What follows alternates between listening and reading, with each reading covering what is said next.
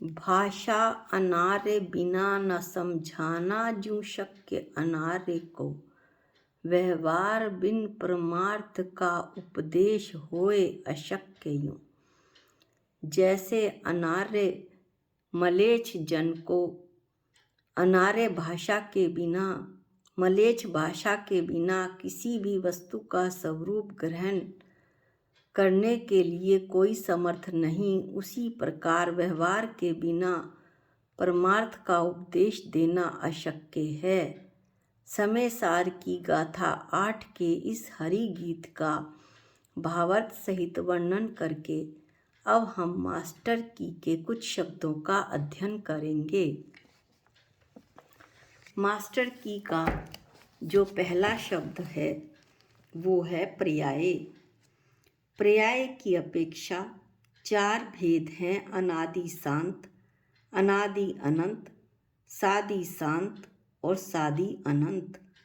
इसमें से हम पहले अनादि अनंत पढ़ते हैं। जीव के परिणामिक भाव का लक्षण अर्थात स्वरूप सहज चैतन्य है, यानी कि जीव चेतन स्वभाव वाला है। यह परिणामिक भाव है और अनादि अनंत है, ना तो इसकी शुरुआत है और ना ही इसका अंत है।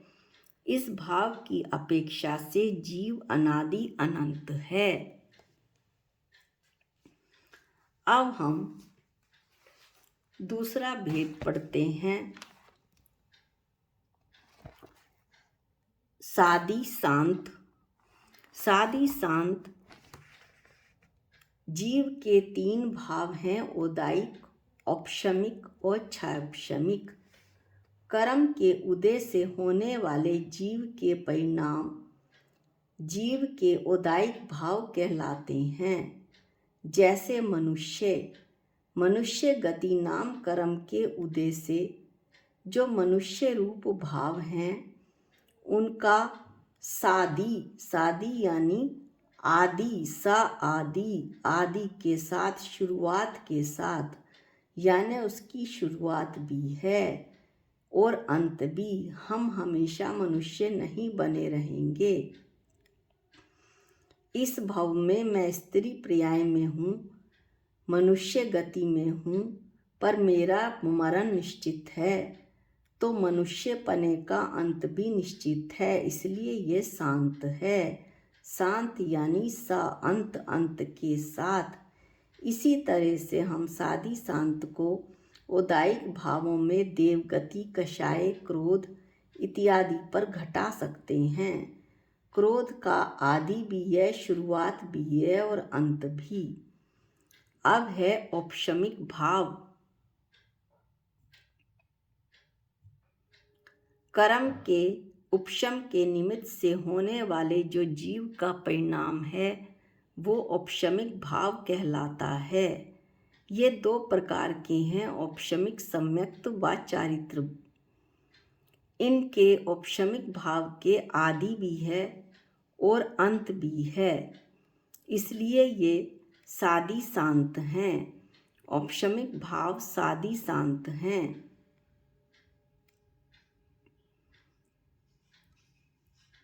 कर्म की जो स्थिति है वो उपशम भाव कहलाती है और जो जीव के परिणाम हैं वो औपशमिक भाव कहलाते हैं।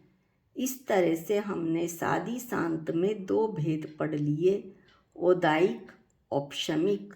अब सादि शांत का तीसरा भेद है क्षापशमिक। कर्म के क्षापशम के निमित्त से होने वाले जीव का भाव या जीव के परिणाम क्षापशमिक भाव कहलाते हैं।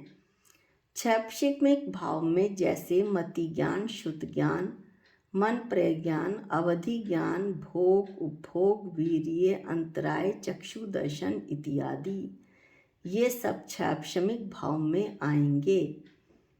जैसे मति ज्ञान है, वर्तमान में प्रकट होने वाली ज्ञान की अवस्था है, इसकी शुरुआत भी है और अंत भी है।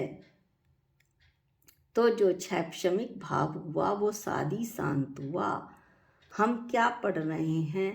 हम पर्याय की अपेक्षा जीव के भाव पढ़ रहे हैं, जो 4 प्रकार के हैं। 4 प्रकार में से हमने अनादि अनंत और सादी शांत पढ़ लिया है। अब हम जो तीसरा पढ़ेंगे वो है सादी अनंत। सादी अनंत क्षायिक भाव कर्म के क्षय से होने वाले जीव का परिणाम जीव के क्षायिक भाव कहलाते हैं। जैसे केवली भगवान को प्रकट होने वाला अनंत चतुष्टय, अनंत दर्शन, अनंत ज्ञान, अनंत सुख और अनंत वीर्य। इसे सादी अनंत क्यों कहा? क्योंकि ये भाव तब प्रकट होंगे जब कर्म की उपाधि की निवृत्ति हो जाएगी, यानी कर्म का क्षय हो जाएगा। जब कर्म ही खत्म हो गया तो अब इन भावों को कौन कराएगा? इसलिए अब ये जो अनंत दर्शन, अनंत पुरुषार्थ कर्म की उपाधि की निवृत्ति से उत्पन्न हुए हैं, ये अनंत काल तक रहेंगे। क्योंकि कर्म बीच में आ जाने से जो आवरण पड़ा हुआ था, उदाहरण के लिए ज्ञान पर ज्ञानावर्णी कर्म का आवरण पड़ा हुआ था, तो जब ज्ञानावर्णी कर्म का क्षय हुआ तो वो हट गया, ज्ञानावर्णी कर्म का आवरण हट गया और ज्ञान गुण पूर्ण रूप से प्रकट हो गया, यानी अनंत ज्ञान केवली भगवान को प्रकट हुआ। इस तरह से जब कर्म का आवरण ही, ज्ञानावर्णी कर्म का आवरण ही नष्ट हो गया, तो फिर यह अब अनंत ज्ञान अनंत काल तक चलेगा। इसी तरह से हम अन्य पर भी लगा सकते हैं। इस तरह से जो क्षायिक भाव हैं वो सादी अनंत हैं। अब इसमें एक भेद और रह जाता है, अनादि शांत। जैसे जीव में जो मिथ्यात्व भाव है वो अनादि से है। दर्शन मोहनीय कर्म से जीव अनादि काल से मिथ्या दृष्टि है। परंतु जब दर्शन मोहनीय कर्म का क्षय हो जाता है, नष्ट हो जाता है, तो ये जो इसका मिथ्यात्व है वो भी खत्म हो जाता है। इस तरह जो मिथ्यात्व है वो अनादि शांत है, अनादि से तो है पर उसका अंत है। इसी तरह से जीव का आसिद्धपना अनादि काल से है, लेकिन ऐसा नहीं कि वो हमेशा आसिद्ध ही रहेगा। जीव ही सिद्ध भगवान की पर्याय को प्राप्त होता है। इसलिए जो आसिद्धपना है वो शांत भी है। इस तरह से अनादि शांत को हमने पढ़ा। अनादि शांत जिसकी शुरुआत नहीं है लेकिन शांत अंत है। इस तरह हमने 4 भेद पढ़े। कौन कौन से? अनादि शांत, अनादि अनंत, सादी शांत और सादी अनंत। अब हम पढ़ेंगे सामवाय।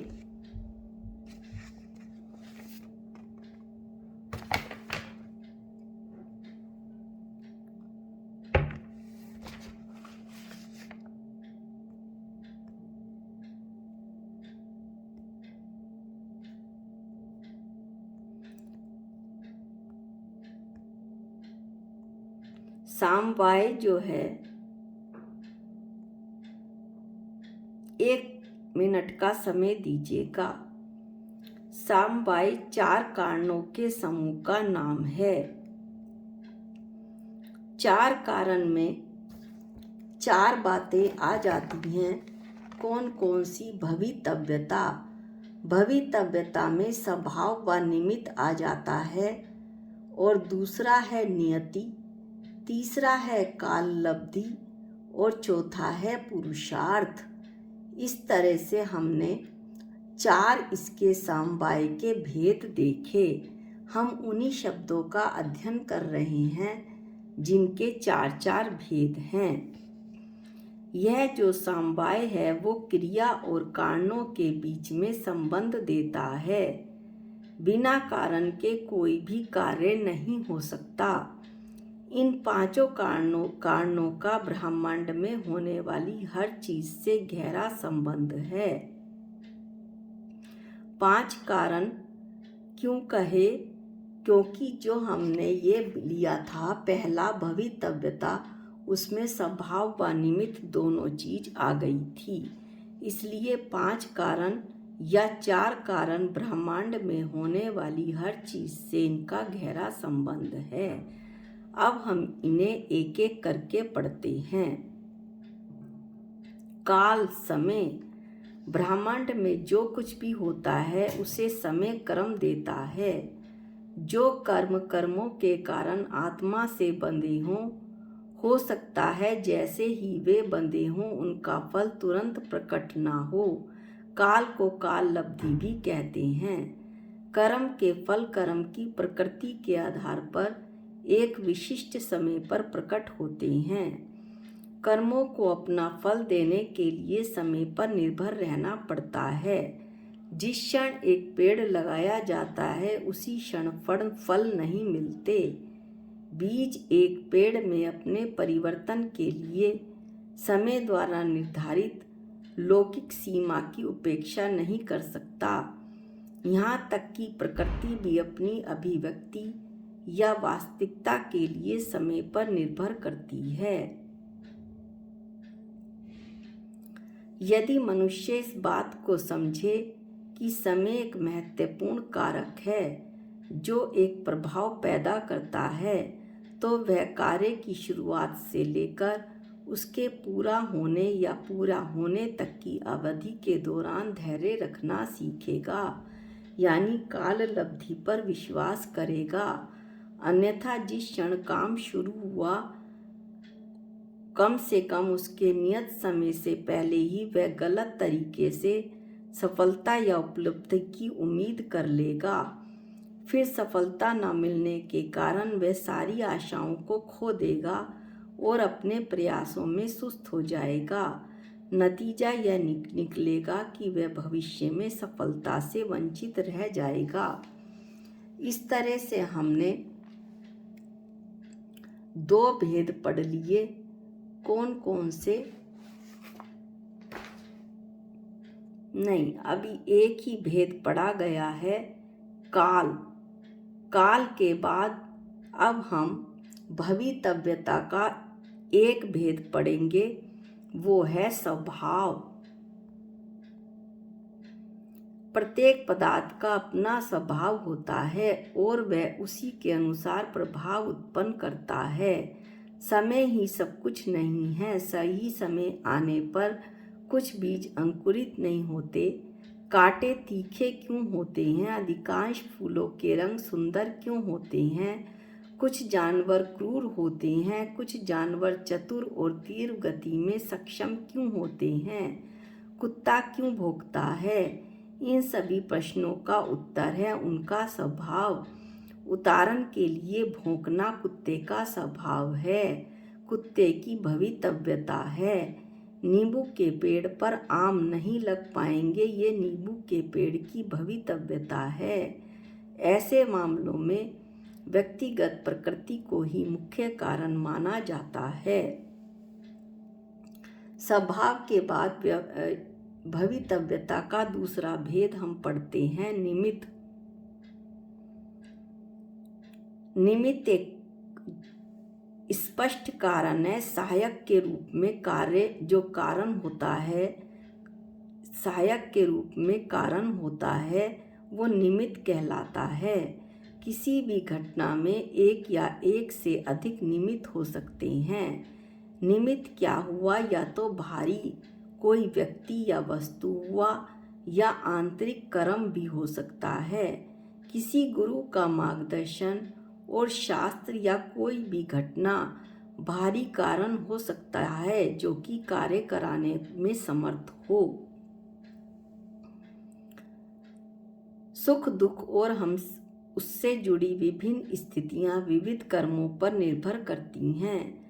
कभी कभी हम देखते हैं अच्छे कर्मों का फल कड़वा होता है और बुरे कर्मों का फल मीठा होता है। इसमें कर्म की शक्ति है जो काम कर रही होती है। इस तरह से हम निमित्त को समझ सकते हैं। एक माँ जुड़वा बच्चों को जन्म देती है, फिर भी वे एक दूसरे से भिन्न हो जाते हैं। यह उनके अपने ही कर्म के कारण होता है। हमने निमित्त पढ़ा, स्वभाव पढ़ा, यानी कि भवितव्यता पढ़ ली। अब हम पढ़ेंगे नियति। नियति यानी भाग्य। नियति का अर्थ है भाग्य। इस दुनिया में कुछ चीजें ऐसी हैं जो पूर्व निर्धारित और अपरिवर्तनीय हैं। इन स्थितियों में जो कुछ नियत किया गया है वह होगा। जो होना होता है, होता रहता है। इस प्रक्रिया में हमारी बेहतरीन योजनाओं के बावजूद बदलाव नहीं किया जा सकता। उदाहरण के लिए भले ही हम सभी संभव प्रयास करें, हम उम्र बढ़ने की प्रक्रिया को रोक नहीं सकते, किसी की जान बचाने में सक्षम नहीं हो सकते। अगर कोई हमारी कार को पीछे से टक्कर मार दे तो हमारी पूरी कोशिशों के बावजूद ऐसा होगा। संक्षेप में, यद्यपि हमारे जीवन भर घटित होने वाली अधिकांश घटनाओं पर हमारा नियंत्रण होता है, फिर भी कुछ चीजें हमारे नियंत्रण से बाहर होती हैं। यही नियति है। जैन शब्दावली में एक निकाचित कर्म है। ये जो निकाचित कर्म है, निश्चित रूप से इनका जो फल है उस समय आत्मा को सुख या पीड़ा का अनुभव होता ही होता है। इस प्रकार के कर्मों का फल या परिणाम नियत होता है। नियत यानी स्थिर, अपरिवर्तनीय होने के कारण ऐसे कर्मों को नियति नाम से जाना जाता है। अब हमने नियति पढ़ ली। इसके बाद है पुरुषार्थ। पुरुषार्थ या व्यक्तिगत प्रयास का भी किसी कार्य के होने में विशेष स्थान है। एक व्यक्ति प्रगति नहीं कर सकता यदि वह समय या प्रकृति या भाग्य या कर्म पर निर्भर रहता है, और यदि वह प्रयास नहीं करता है तो भी कार्य कैसे हो। मानव जाति ने अपने प्रयासों से और पहल करने के कारण ही इतनी प्रगति की है। बिना प्रयास के कुछ भी सुधार संभव नहीं है। इस तरह से हमने पुरुषार्थ को पढ़ा। समवाय में हमने 4 चीजें पढ़ी: भवितव्यता, नियति, काल, लब्धि और पुरुषार्थ। भवितव्यता में ही स्वभाव व निमित्त भवितव्यता में आ गए। अब हम पढ़ेंगे अगला शब्द, शुभ कर्म प्रकृति का अनुभाग। गुड़, खांड, शर्करा और अमृत। अशुभ कर्म प्रकृतियों का अनुभाग, नीम, कांजी, विष, हलाहल। इनको हम इकट्ठा पढ़ लेते हैं क्योंकि ये इकट्ठे ही साथ साथ समझ में आने वाले विषय हैं। विशिष्ट अथवा नाना प्रकार के पाक यानी उदय को विपाक कहते हैं, और इस विपाक को ही अनुभाग बंद कहते हैं। यानी कर्मों में कषाय अनुसार तीव्र मंद फल देने की शक्ति होने को अनुभाग बंद कहते हैं। हम पहले पढ़ चुके हैं कि कषाय से अनुभाग बंद होता है। द्रव्य, क्षेत्र, काल, भाव और भव के निमित्त से भी कर्म के फल देने में विविधता होती है। कर्म जो अनेक प्रकार का फल देता है, उस फल देने का नाम ही अनुभाग है। शुभ परिणामों की जब अधिकता होती है तो शुभ प्रकृतियों में उत्कृष्ट रस होता है।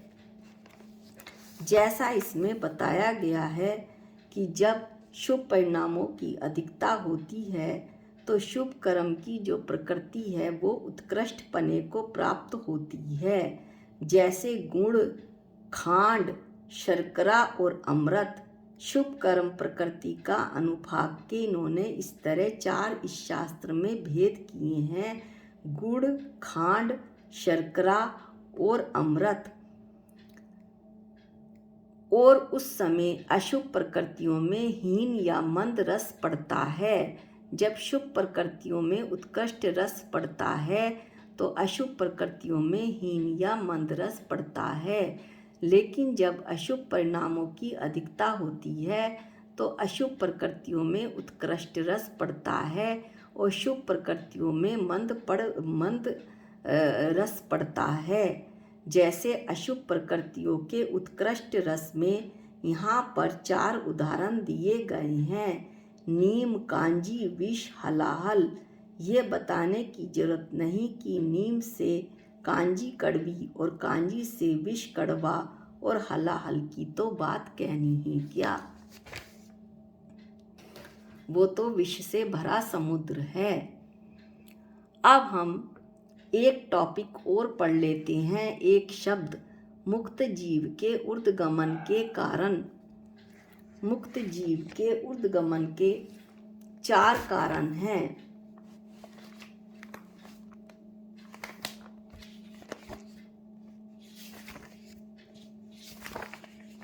एक मिनट का समय दीजिएगा। पूर्व प्रयोग का उदाहरण। पूर्व का अर्थ है पूर्व संस्कार से प्राप्त हुआ वेग। वह इस प्रकार है जैसे कुम्हार हाथ में डंडा लेकर उसे चाक पर रखकर घुमाता है तो चाक घूमने लगता है। उसके बाद कुम्हार डंडे को हटा लेता है, फिर भी चाक जब तक उसमें पुराना संस्कार रहता है वह घूमता है। दृष्टांत की तरह अब हम दृष्टांत पर इसे घटाते हैं कि संसारी जीव मुक्ति की प्राप्ति के लिए बार बार प्रयत्न करता था कि कब मुक्ति गमन हो। मुक्त हो जाने पर यह भावना और प्रयत्न नहीं रहा।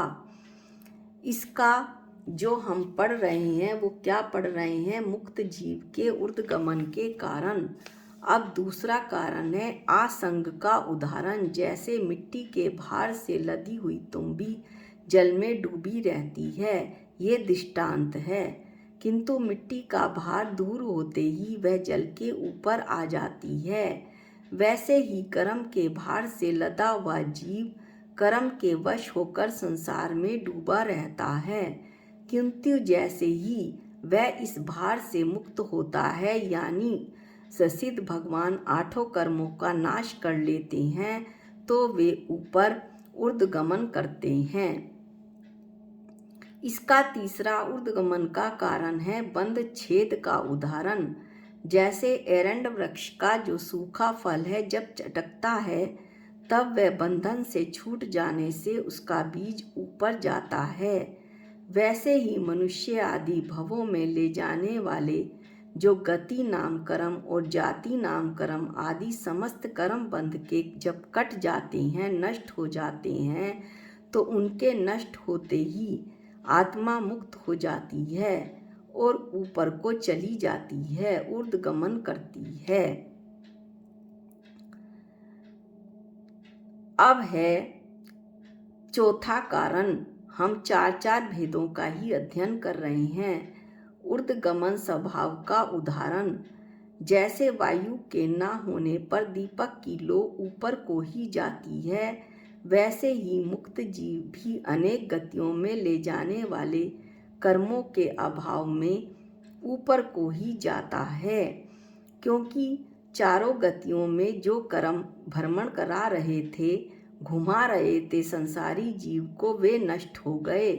इसलिए मुक्त जीव अब ऊर्ध्वगमन करता है, क्योंकि जैसे अग्नि का स्वभाव ऊपर ऊपर ही जाने का है, वैसे ही जीव का स्वभाव भी ऊर्ध्वगमन ही है। वीडियो थोड़ी लंबी हो गई है, लेकिन इसमें जो चर्चा की गई है वो बहुत ही महत्वपूर्ण और बहुत ही लाभदायक है, ज्ञानवर्धक भी है। अगले जो शब्द हैं वो हम अगले वीडियो में पढ़ेंगे। आज के लिए इतना ही। निज निधि निज में बताई, ये अनंत उपकार है। इसके लिए जिन वाणी माँ को वंदनानंत बार है, वंदनानंत बार है। सबको जय जिनेंद्र।